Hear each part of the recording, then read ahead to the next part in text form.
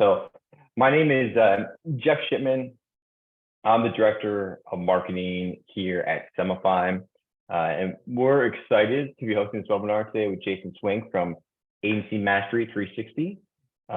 Jason has a track record of helping 7- and 8-figure agencies scale their businesses, and we're excited to learn from him. And Jason, you want to go to the next slide?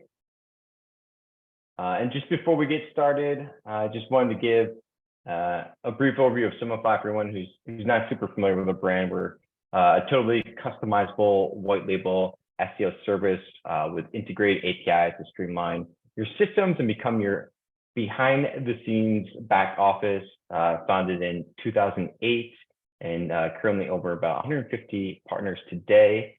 But with that being said, Jason, I'll let you take it away and start it. Awesome. Well, welcome everybody. I'm thrilled you guys are here. I'm going to go through the content really quick. I always like kind of the Q&A at the very end, but what I want to help you guys out with is closing bigger agency retainers. And everybody really, a lot of agencies, what I've seen over the years is they'll make a big mistake and they're actually trying to sell their retainers in the wrong way, kind of the traditional way. And the problem is you're going to lose money, you're going to lose profit, and you're probably not going to win the deals because it's such a risky decision. Or maybe you sell a retainer, but it's month to month. So it's really not a retainer. It's just a project that people keep going until they want to cancel it one day. And so today I want to show you how you can actually change all that and really build a predictable and a very highly profitable agency. A little bit about me. I have 2 sons. I live in Colorado, amazing wife.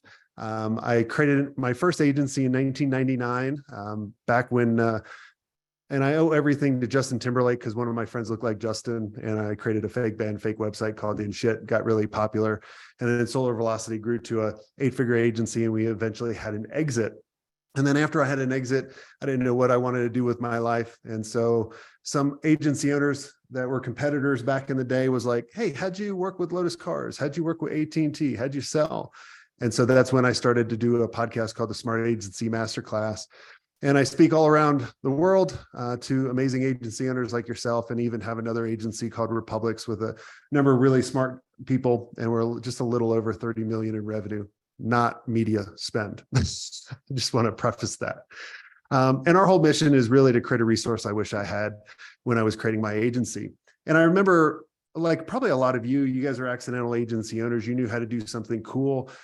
Someone offered you money for it, and then you were kind of off to the races. But then maybe, with me, a couple of years went by, and I remember getting to a point where I just wanted to close down because I was just being reactive to what was coming to me. And my whole business was based on referrals and word of mouth. And what I really needed to do was I needed to get clarity. I needed to get clarity of who do I want to actually help? Where do I actually want to take my agency? And what can I actually do for them that could, make impact? And so one of the questions I had to ask myself was, if I was going to be paid on, and I want all of you guys to think about this, if you were getting paid on performance only, okay, only after you gave them results, amazing results, and there would be a certain percentage on there, what type of client would you actually go after, and what would you offer for them? And that's what I had to figure out in order to get clarity. Because once you figure out who you're actually going to go after, now you got to kind of figure out, like, how do I become their trusted advisor? How do I actually stand out in the crowd of all these agency owners out there? And I'm going to go through a couple questions with you in order to help you do that. And really kind of the second kind of stage after you get that clarity of who you're going after, what you're going to actually offer, is asking the right questions. And what this will actually do is it will actually change the conversation, because we don't want to look like this. And I think everybody uses this cheesy picture everybody uses on the contract, right? Like, sign my retainer and you're off to the races. But we need to change the conversation. We need to ask the right questions. And we really need to position ourselves as kind of like, think about you're going to, a physician. They're going to ask you questions in order to see if they can help you out, and really listen to you in order to, be that trusted advisor. But a lot of times what happens is you chat with a prospect and you chat with them for maybe a couple hours, maybe a couple days, sometimes a couple months, only to find out that they really were not the right prospect for you. Because I always have a motto is there's no such thing as a bad agency client. There's only a bad prospect or a bad process. And a lot of times what the next thing I'm going to show you is what I call NBAT, and it will help you figure out if they're a bad prospect. And also too, it will help position you as the authority and position you as the choice rather than a choice. Now, what NBAT stands for is, and this is kind of the first question I always ask people when they call me or I chat with them about a particular service. What do you need? Right? And this is very easy to forget a lot of times, but with what they need, does it match up with what I have? But then let's get into the next part is the budget. Now, a lot of us, and I can see some of you guys, and you can put in the chat if you want, but how many times do you ask for the budget? Whenever I'm speaking on stage, I always ask people, how many people ask for a budget? About 50% of the room ask for it. And then out of that 50%, maybe only another quarter actually gets the budget from the prospect when they're actually chatting with them. And so that means 75% of people are not understanding the budget. Now, I remember getting a call one time, I had this company call me, I'd never heard of them before, and they were impressed by what we said on the phone. They invited me to their office, and I came to the office, and it was a huge office. I was like, man, who are these people? So I pitched them like a $20,000 website at the time. This was in the early 2000s. And they kind of, when I said the price, they kind of laughed at me. I was like, what the hell? I was like, what's going on? I went back to the office and I told them, I said, hey, I pitched this company, said 20,000. They laughed. Well, eventually I got a call from them saying we didn't win the business. And I asked them why. They said, well, you were too low. We were expecting 300,000. So if I asked the budget, I could have figured out their expectations. Now I want to tell you how you can get the budget 99% of the time. When, like a lot of times what you'll do is they'll say, what's the budget? They'll say, I don't know, or I don't have one. So I have two ways to get it. When they say I don't have one, be like, cool, I love working with people that don't have a budget, so I don't have to worry about money. And we can spend all kinds of things and test things out.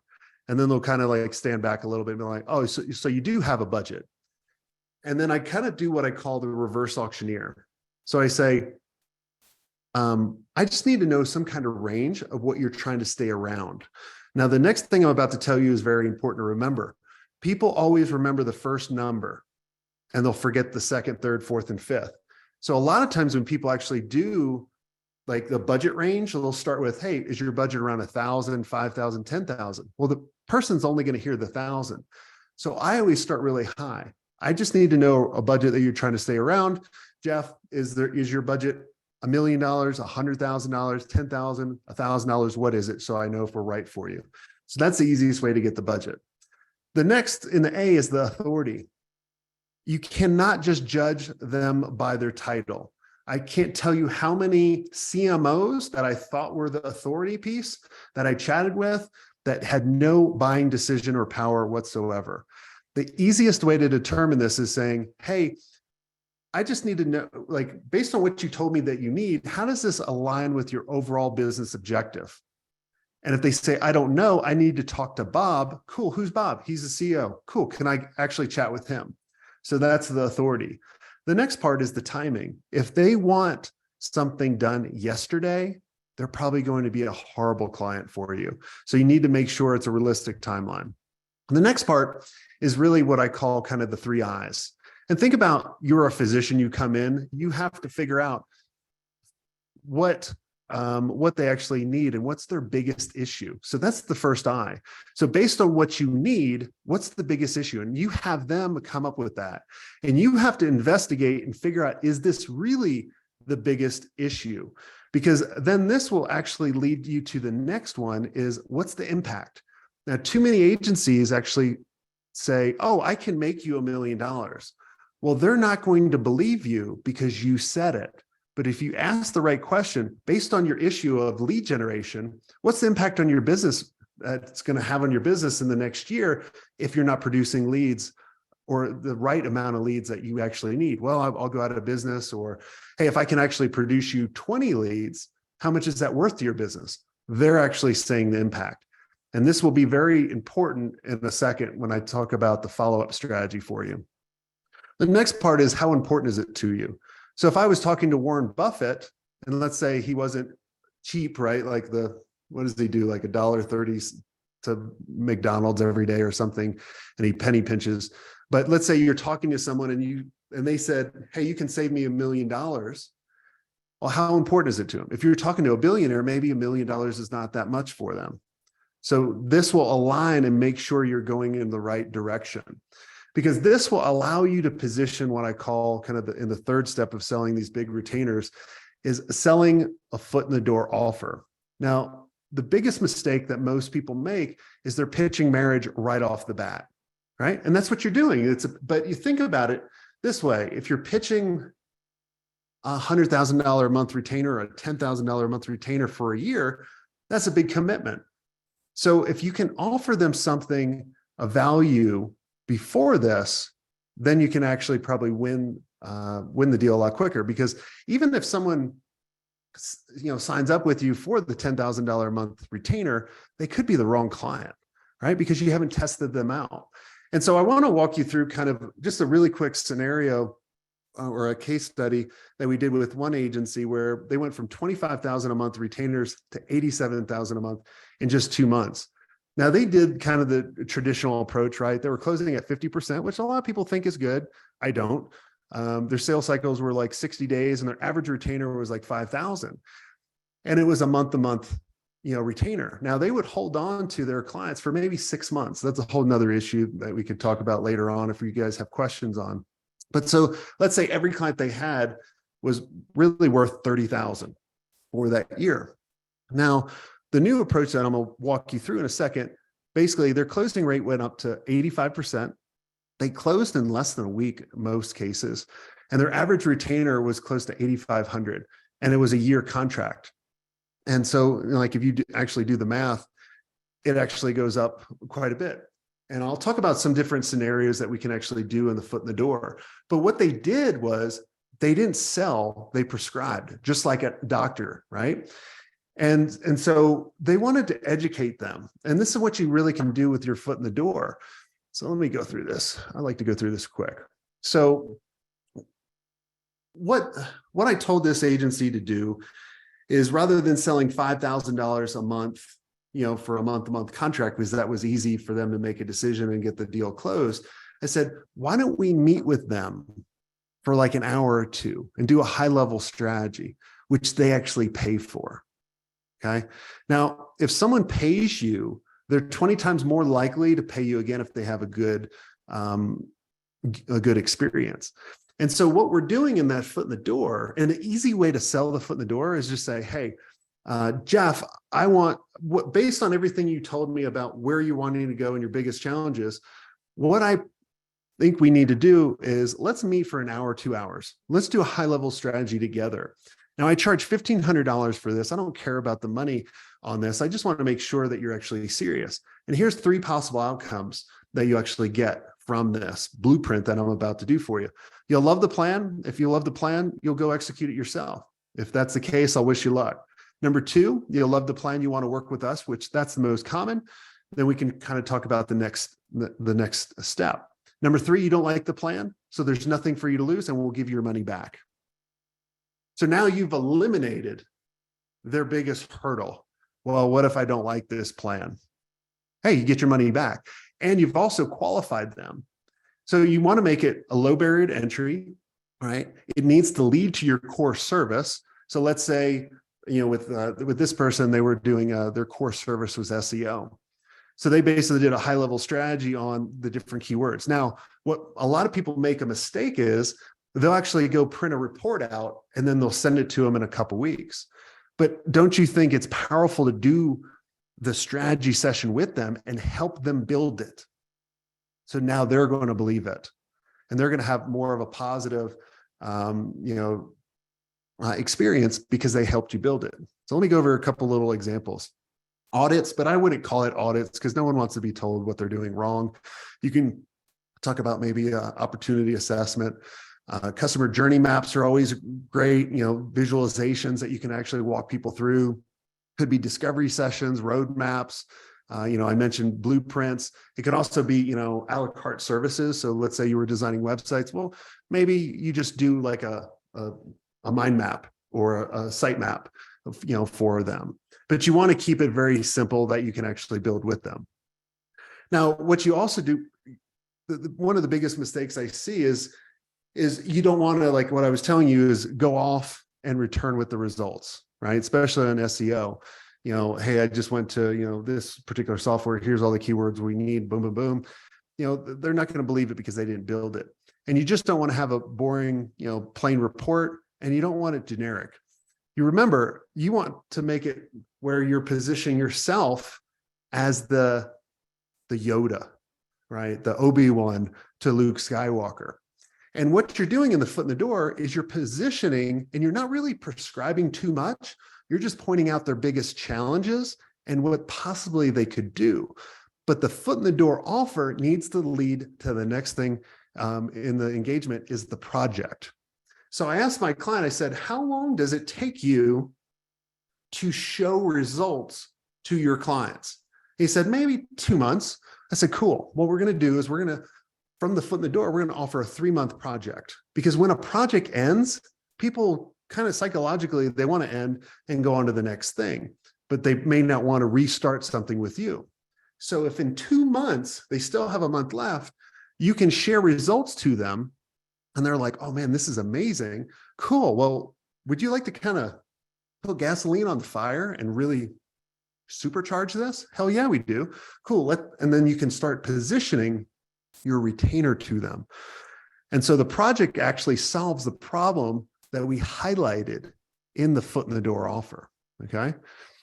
And then, so once you start showing them results, right, you can actually start positioning the bigger retainer. And I always liked my closing statements to be like this, especially after the foot in the door, be like, hey, based on everything you told me and that you're going through, and saying, hey, do you think this is a good plan? Would you like our help with this? And they were able to do this, and this generated so much revenue, for them. So you want to start with positioning the retainer while you're in the project, because if you can do that, then they're going to be like, wow, man, I've given this person 15,000. I've already made 90,000, from this engagement, man, hell yeah. And so the cool part about this, and especially this client and all the people that actually go through the offering ladder, like I'm walking you through, he used to charge, remember in the very beginning, he used to charge $5,000 a month. Well, now he started charging $8,500 a month for an entire year. Because if you guys ever want to get to a position where you're able to sell your agency one day, you have to have long-term relationships and long-term agreements with your clients, because now it's more predictable. Okay. So let's kind of just wrap up, and then I'll take some Q&A. So really the 5-step process for the big retainers is, who is your ideal client and what do they want? Remember, think about, if you were only going to be paid on performance only, who would you go after and what would you offer to them? And that's what you should be doing. The next is ask the right questions so you can position yourself as the choice rather than a choice. Have the foot in the door offer, that irresistible offer that can convert the prospects very quickly and start to build trust. And then have the project where you actually solve that problem that you identified with the foot in the door offer. And then you can start positioning into that retainer. All right. So did I go through it quick enough? I always hate when people go ramble on too long, especially on a webinar. I like this to be interactive. So I will stop sharing my screen. Jason. That's great. Cool. Yeah, so any questions, type in the chat, or you can unmute yourself. Yeah, unmute yourself. I don't like reading.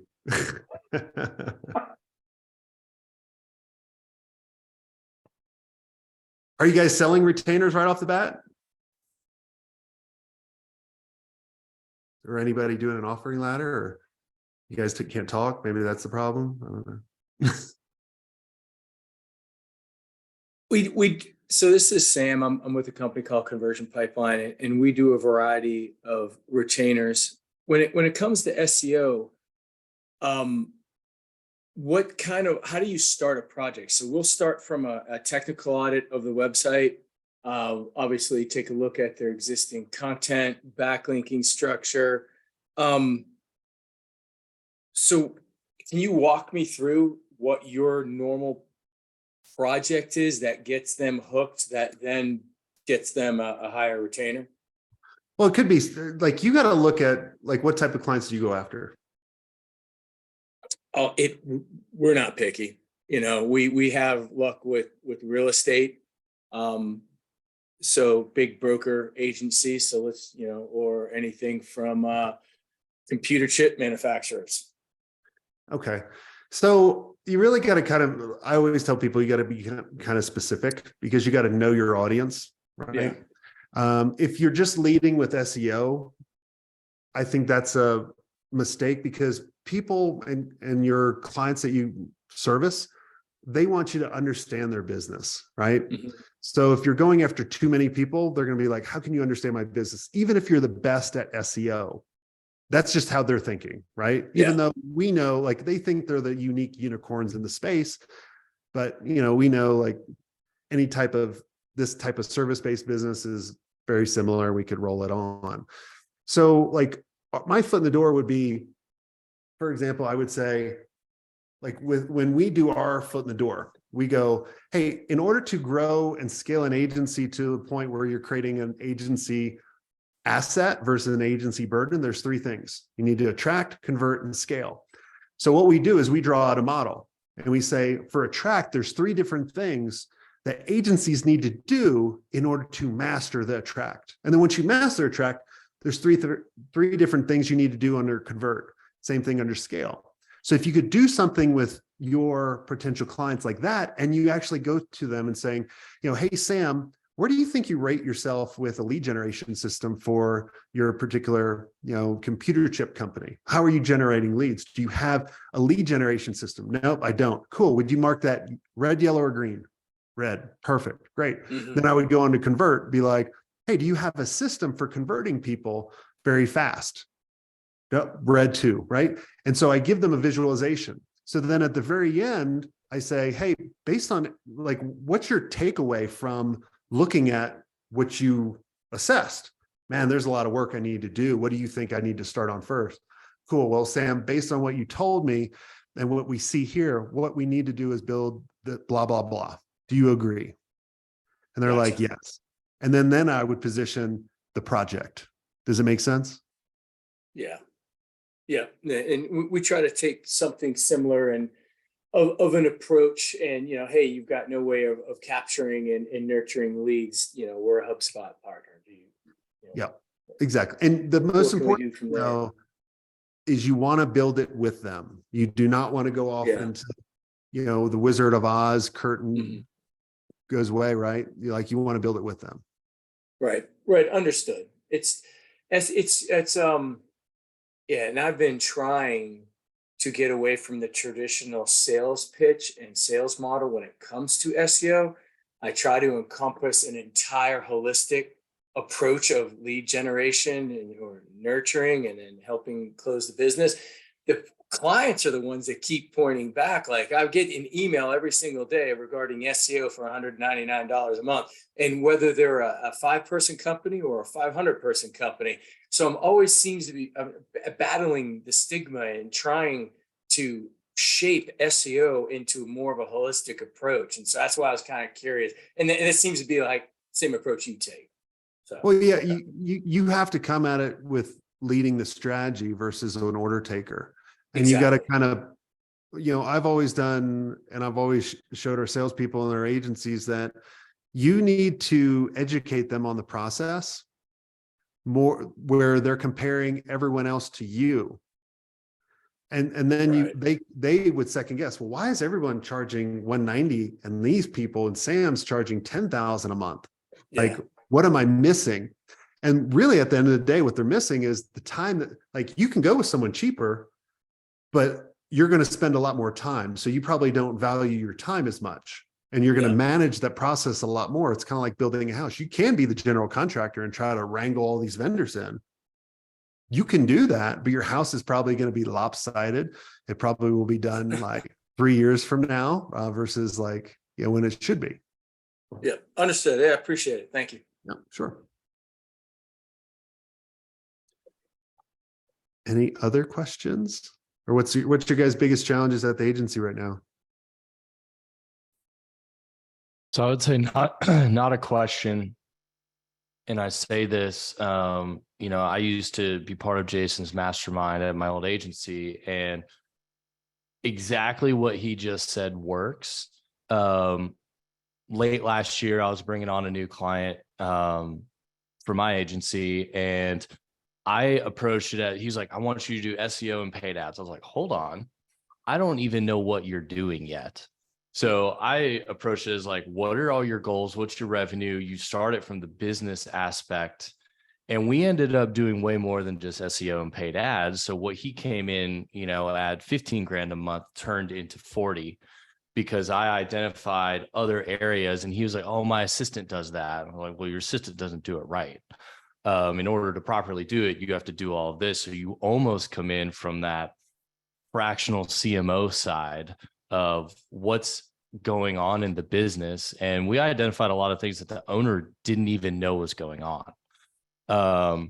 So that's one thing I learned really well from Jason, is just making sure that you really get a handle on what they're doing and you provide the value versus just like, hey, run some ads for me and try to sell my product. Yeah. Well, no, there's a lot more to it than that. Yeah. And think too, is like, if you're pushing like your services, like if I come up to you and I'm pushing on you, what are you going to automatically do? You're going to push back. But how can I get to pull you in? Well, I can pull you in by asking questions and kind of almost saying like, well, I may not be the best fit for you, right? There's tons of agencies out there. What's the budget? And here's my process, and never deviate from your process. Like if Chris ever deviates from the process, he'll probably like, oh, I totally got bit. I thought I could skip the step. And then you're like, we've all done it.